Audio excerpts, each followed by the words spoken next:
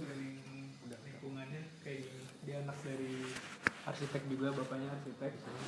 Nah waktu dia mau kuliah, dia sebenarnya tertarik ke arah geologi, terus saintis dan sebagainya gitu.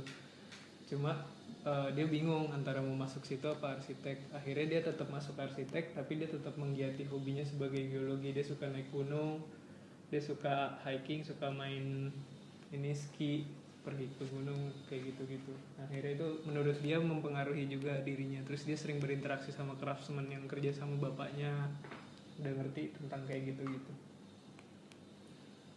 Nah ini langsung aja masuk ke perjalanan karirnya. Jadi dia lahir di California tahun 54. Terus tahun 77 dia S1 di ini University of Washington, tapi sarjana seni lingkungan, seni dalam lingkungan, desain arts in environmental design.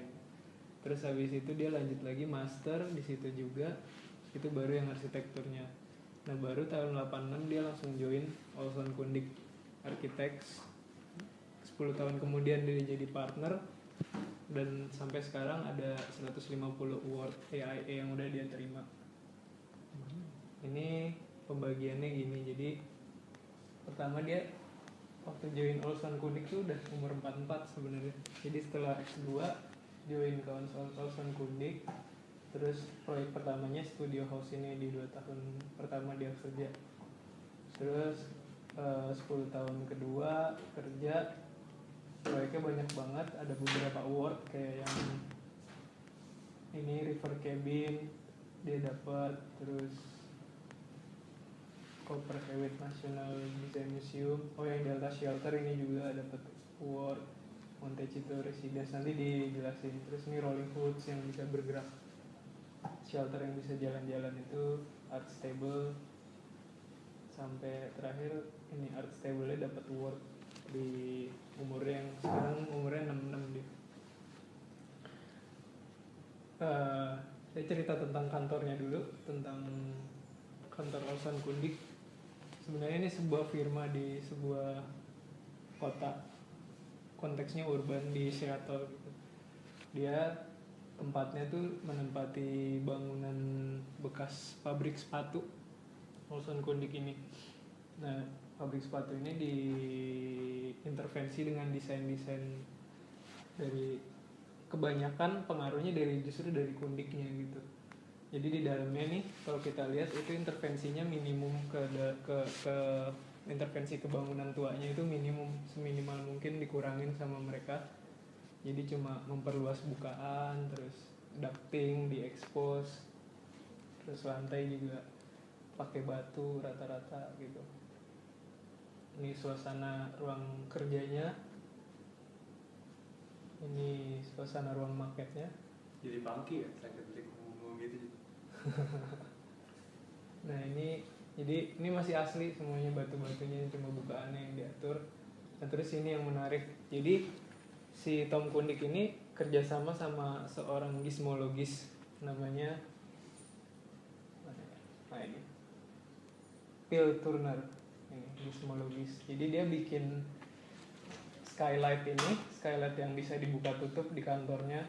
Terus pakai sistem itu kayak hydropower. Jadi kayak kalau di kapal, mesin-mesin kapal tuh buat apa? Ada beberapa alat buat buka tutup katupnya itu pakai dorongan air gitu. Nah dia belajar dari si Phil Turner ini bikin alat-alatnya. Jadi sebenarnya ini tenaganya kayak tenaga air gitu, pakai pompa bertekanan air keluar, diatur-atur pakai katupnya. Ini jadi control by puzzle levers that require the user to close one valve before opening the other one gitu. Nah yang bagian di tengah ini bagian kantornya yang paling penting. Jadi menurut yang saya dapat dari sumber di web kantornya, bagian ini tuh jadi kayak chimney effects buat kantornya, karena ini kan terletak di Seattle 4 musim. Jadi dia butuh ngatur tekanan udara di dalamnya waktu musim dingin sama musim panas. Nah dia bikin ventilasi yang bisa dibuka ke atas, itu plong, jadi kayak bolongan tangganya karet gini gitu. Itu di kantornya ini dibuka semua sampai atas, bisa dikeluarin. Jadi pada saat udara panas di bawah itu dibuang ke atas, waktu lagi musim dingin bisa ditutup ininya gitu, semuanya dibuka. Nah dia pakai istilahnya Kundik tuh low tech solution, pakai tenaga air gitu. Jadi dia bikin sendiri, bantuannya sama si Phil Turner itu. Ini bagian pintu di kantornya. Jadi dia banyak penekanan di kinetic arsitektur, nanti ada penjelasannya lagi sendiri. Ini pintunya bisa dibuka kecil, terus bisa dibuka gede. Jadi ada lubang di dalam satu dinding, dilubangin lagi. Nah kantornya sendiri itu terdiri dari 5 owner. Prinsipalnya ada 3, associate-nya ada 21, staffnya ada 140. Yang depan ini, yang berlima ini owner-ownernya. Terus kayaknya yang depan ini nih associate, yang belakang staffnya. Itu besar buat di skala firma arsitektur, tapi kata teman saya yang kuliah di sana, kalau buat di daerah New York, Seattle itu termasuk kecil katanya gitu. Terus ini orang-orang di balik Olson Kundik. Jadi ini Olson Kundik sebenarnya sebuah firma yang cukup menarik. Dia bisa menampung berbagai orang dari bermacam background gitu. Jadi ini si Olson Kundiknya, si Jim Olsonnya yang pertama kali punya. Terus kedua kan yang join Tom Kundik, baru yang lainnya nih nyusul yang 3. Jadi Tom Kundik sendiri basicnya dia emang seneng ngulik-ngulik detail gitu, terus dibebasin sama Jim Olson. Akhirnya pas dia jadi prinsipal, dia punya kayak divisi khusus namanya Kinetic Architecture. Itu yang bagian si Tom Kundik. Terus kalau Kirsten R. Murray ini dia bagian R&D-nya, dia yang nerimain internship, terus riset. Dia juga co-founder dari Storefront. Jadi Storefront tuh kayak omahnya si Olson Kundik ini. Tapi ternyata Storefront-nya beda Greg sama yang kita waktu itu lihat, bukan yang for art and architecture, cuma Storefront aja. Terus si Alan Maskin ini juga, nah ini malah yang basicnya tuh kayak art gitu orangnya. Dia fokus ke kalau ada proyek-proyek penanganan buat bikin exhibition, museum, terus seni yang berhubungan sama seni dia yang diturunin. Terus dia juga direktur dari si Storefront-nya itu. Kalau si Kirsten Murray ini tadi co-direkturnya. Nah yang M. Kudoking ini dia buat ngurusin manajemen kantornya. Jadi negosiasi sama klien, nyari klien baru, katanya dia yang jagoan. Ini beberapa orangnya nih. Si Jim Olson-nya orangnya sedikit fenomenologis gitu. Jadi senang relationship light and space gitu. Selama 50 tahun dalam berkarya, model-model karyanya kayak gitu. Jadi ini di dalam museum suka bermain dengan cahaya. Terus kalau bikin rumah juga sukanya pohonnya dimasuk-masukin ke lanskapnya gitu. Model yang arsitek-arsitek fenomenologi gitu. Nah kalau si Kirsten R. Murray-nya dia lebih aktif di kegiatan kayak gini. Jadi dia mengeluarkan energinya banyak buat di R&D. Dia kerja sama seniman, technical expert, craft people, terus suka bikin diskusi. Nah ini salah satu kegiatannya di Storefront yang dia bikin. Jadi free book incident tuh kayak dia nerima sumbangan buku sebenarnya. Semua orang boleh nyumbang, terus dia bikinin satu space kayak library dadakan lah istilahnya gitu. Tapi itu cuma dalam jangka waktu yang pendek. Terus ada juga waktu itu namanya Record Store Day. Record Store Day itu vinyl musik gitu dia bikin dadakan-dadakan, jadi kegiatannya kayak gitu. Ini yang dia bikin bareng Kundik, proyeknya salah satunya Art Stable. Jadi ini mixed use sebenarnya, nanti dijelasin juga di project. Dinding depannya ini bisa dibuka total, semuanya bisa ditutup pakai crane. Jadi segitu obsesinya sama kinetik, saya juga nggak ngerti kenapa harus kayak gitu. Padahal pakai jendela kan sebenarnya bisa. Tapi ya menarik buat dilihat sistemnya. Nah, ini Storefront yang tadi kayak omahnya si Olson Kundik gitu. Ini pas lagi ada record store acara di dalam, tapi dia lebih eventual, jadi space-nya tuh berubah-berubah terus gitu. Ini si Alan Maskin yang agak-agak seniman, jadi sukanya kolaborasi sama komunitas, terus sama seniman, bikin kegiatan. Ini beberapa portofolionya dia. Kalau si Alan Maskin ini punya divisi sendiri namanya Creative Production. Dia bikin juga kayak gini-gini nih, digital imaging gitu. Buat nggak tahu, dia suka. Jadi ini bagian dari cara si Olsan Kundik nyari klien, kan mereka banyak kliennya tuh seniman-seniman sama desainer, banyak lah animasi gitu. Jadi dia menangani proyek-proyek yang kayak gitu. Sini kamu mau digital imaging, kita garap gitu, punya lab sendiri, dibantu. Ini salah satu public library-nya. Nah ini yang kemarin menang kompetisi Fairy Tail tentang The Fifth Estate. Ini fairy tale, jadi kayak dia bikin narasi fiktif arsitektur gitu lewat gambar-gambar sketsanya. Jadi tentang orang yang kena, nama penyakitnya apa gitu, saya lupa, kena penyakit, terus ada istilah kedokteran tuh yang bisa nyembuhin orang yang udah mau mati. Jadi kayak didinginin, diinkubasiin, dia tiba-tiba ngerasa hidup lagi, tapi beneran hidup, cuma buat memperpanjang umurnya. Terus pas dia hidup, dia ngerasa jalan di kota Seattle, ngelihat bangunan tuh semuanya udah pindah ke atas. Jadi ada roof garden, koneksi satu sama lain antar bangunan. Terus begitu dia merasa kesepian, dia pergi ke tempat baseball gitu. Terus di suatu saat dia naik lagi ke gedung, terus dia jatuh.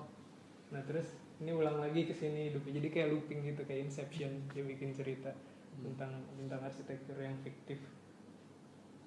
Fifth phase itu maksudnya ada kehidupan baru setelah tower-tower berdiri, ada di atasnya ada kehidupan baru lagi gitu. Itu dia kayak gini. Kalau si Kudo King ini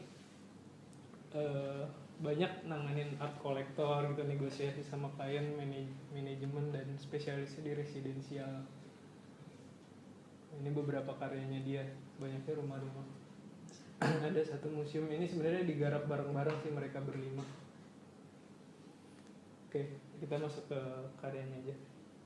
Nah ini kalau lihat skalanya yang Tom Kundik kuasai dalam satu proyek, dia tuh selalu memandang dari makro sampai ke mikro level. Jadi ini dari kinetik, terus dia bikin produk, habis itu shelter, house, public building. Mulai dari kinetik dulu. Kenapa kinetik arsitektur itu penting menurut Kundik? Karena menurut dia kinetik itu punya fungsi, selain aspek di dalam bangunan, dia juga punya efek psikologis, fisikal sama emosional buat si kliennya gitu. Dia menggerakkan sesuatu buat, ada usaha yang dikeluarkan buat menggerakkan sesuatu elemen di bangunannya. Nah dia punya interaksi lebih lah terhadap bangunannya gitu. Ini salah satu yang pertama, kalau nggak salah dia bikin kinetik arsitektur. Jadi ini galeri kecil di pinggir jalan di Los Altos kotanya. Ini sebenarnya tadinya fasadnya tuh rata, terus mau dijadiin galeri, terus gimana caranya buat ngundang orang bisa masuk ke situ. Akhirnya dia bikin sistem yang benar-benar satu dinding bisa dibuka semua. Ini sama pakai si itu tadi hidrodinamika itu. Ini dapat word. Ini sketsanya. Jadi ini semuanya pertama ketutup kaca full, terus diangkat. Ini sistemnya putar, dia bikin mekanisme sendiri, ada apa istilahnya, roller dan sebagainya, putar. Nah ini ada pedalnya. Ini waktu lagi ketutup terus buka gitu. Bukanya ke atas. Terus kinetik yang lainnya tuh ini pintu. Ada pintu dalam pintu. Studio Sitges ini tempat studio foto sebenarnya. Dia bikin pintu di dalam pintu. Dia suka, saya kalau yang kayak gini-gini kadang nggak ngerti kenapa dia bikin kayak gitu. tapi dia selalu mengeksplor hal terkecil yang berkaitan sama arsitektur gitu tadi.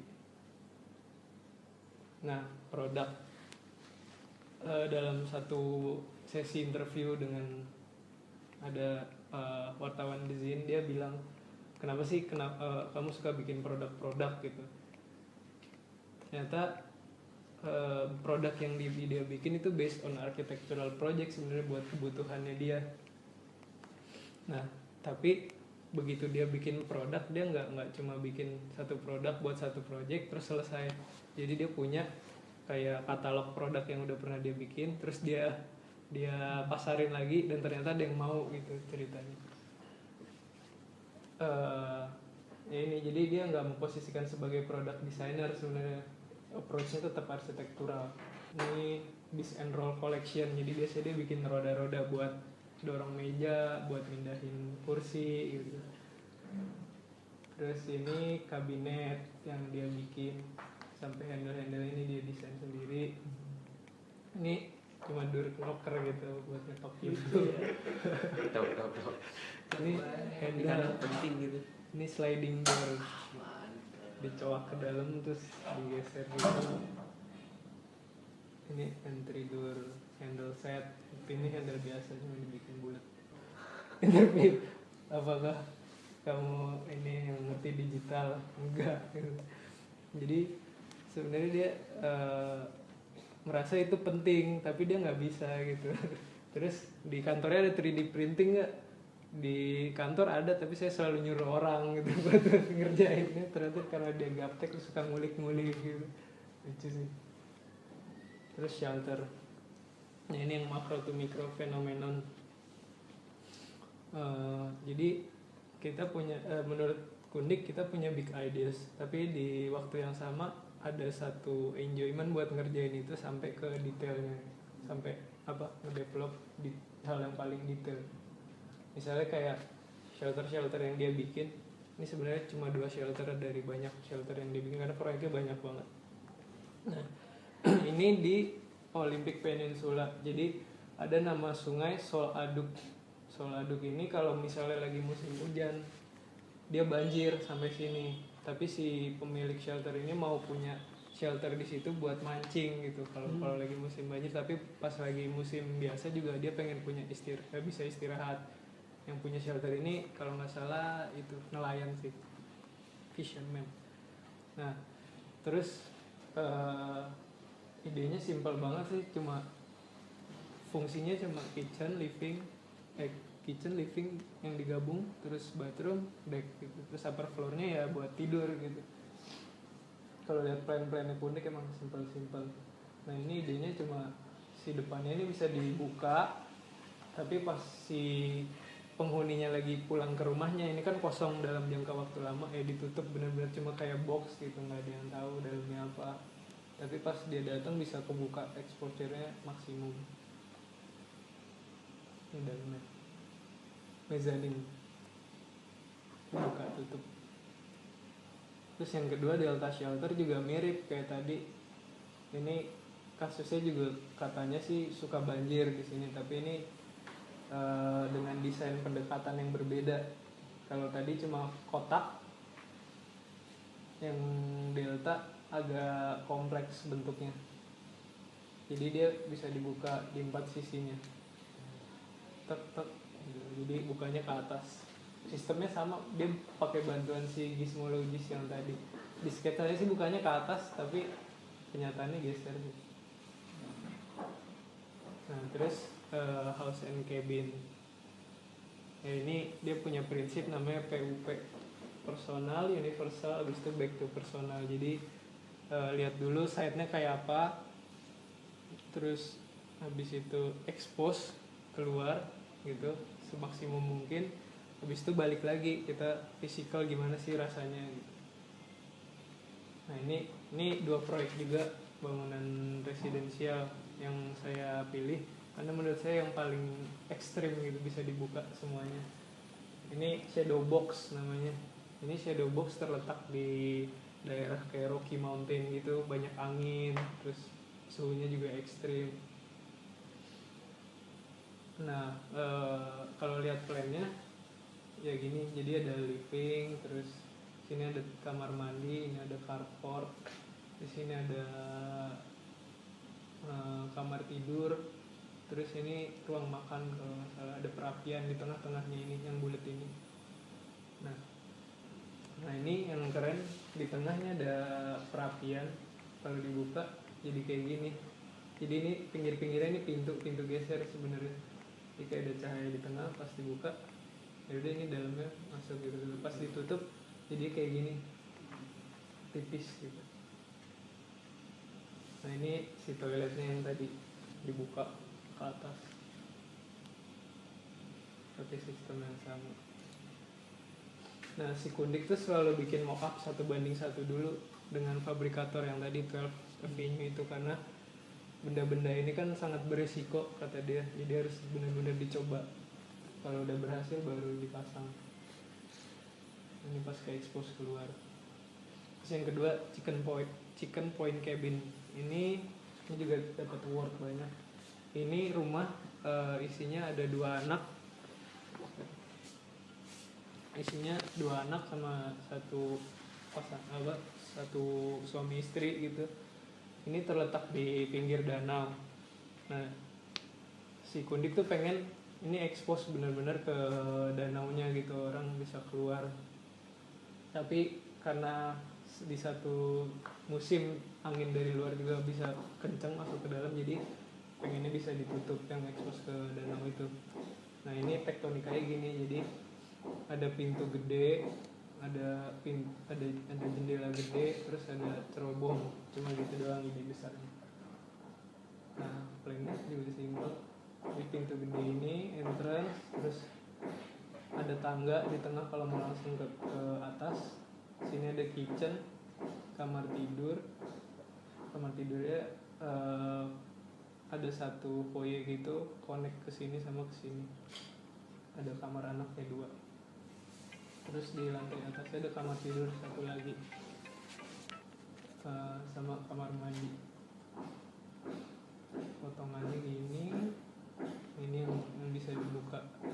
Dan di sini cukup ekstrimnya karena Kundik ngedesain sampai ke benda-benda di dalamnya sih. Jadi dari mulai jendela yang gede ini, tadinya ini mau pakai, ini kan kayak bandul penahannya gitu. Tadinya tuh mau pakai karung beras, tapi nggak jadi karena mungkin cukup nggak tahan lama kali kalau karung beras gitu, jadi diganti pakai kayak pin pengganjal gitu. Expose keluar. Nah ini yang pintu gede, jadi ini skalanya segini, anaknya segini, pintunya nyampe atas. Segitu langsung ada tangga langsung ke atas, kayak gini dari luar. Nah ini tangga ke loteng. Di baliknya ini perapian nih, si ini cerobong. Nah ini di baliknya ini sampai ke kayak stafel ya atau batap. Dia bikin juga, terus lubang handle pintunya dibikin juga. Nah ini public building. Sebenarnya kalau public building Kundik seringnya kolaborasi sama owner-owner yang lain. Kalau yang ini bareng si Kirsten Murray. Ini yang tadi sih yang art stable. Jadi ini mixed use. Di dalamnya ada hunian, ada kantor, dan itu kantor pekerja seni juga desain gitu. Ini jendelanya dipindahinnya benar-benar pakai crane, terus buka gitu, bisa kebuka total. Nah ini detail crane-nya, penjepitnya. Nah pakai sistemnya juga roda puter ini. Nah ini sampai dinding-dinding di dalamnya karena ini exhibition space, bisa dipindah-pindahin pakai sistem ini juga, pindah-pindahin. Nah ini ruang kerja lah, kayak ruang creative space gitu. Ini yang bagian hunian. Ada ya sebenarnya banyak sih yang agak langka ya. Langka banget. Proyeknya juga banyak banget sebenarnya, benda-benda aneh. Cuma kan terlalu banyak, bisa lihat di bukunya sih sebenarnya. Cuma kita pelajarin ininya beberapa detail. Nggak orang sembarangan yang bisa nerima. Dari kantornya menarik juga sih.